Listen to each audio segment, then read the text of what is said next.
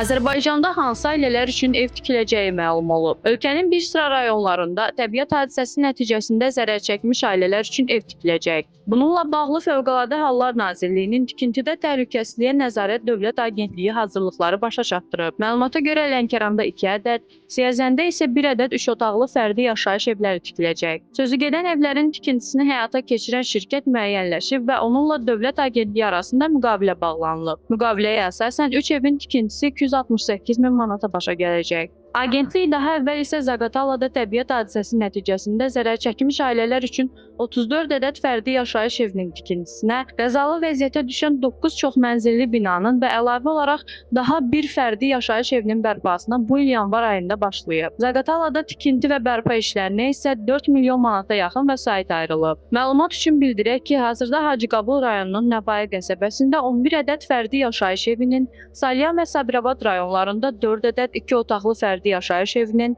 Şamaxı, Ağsu rayonlarında 5 ədəd fərdi yaşayış evinin tikintisi və 1 ədəd fərdi yaşayış evinin bərpası, Cənub bölgəsində 14 ədəd fərdi yaşayış evinin tikintisi, Qobustan rayonunda 1 ədəd fərdi yaşayış evinin, Gədəbəy şəhərində 24 mənzilli binada və Daşkəsən şəhərində 1 ədəd istinad divarının bərpası da nəzərdə tutulub. Bu tikinti və bərpa işlərinə isə ümumilikdə 3 milyon 400 manata yaxın vəsaitin sərf olunacağı proqnozlaşdırılıb. Qeyd edək ki, təbii və texnogen qəzalar nəticəsində zərər çəkmiş ərazilərdə, bina və qurğularda bərpa və yenidən qurma işlərinin təşkili, bu işlərlə bağlı sifarişçi funksiyasının yerinə yetirilməsi Agentliyin vəzifələrindən biridir.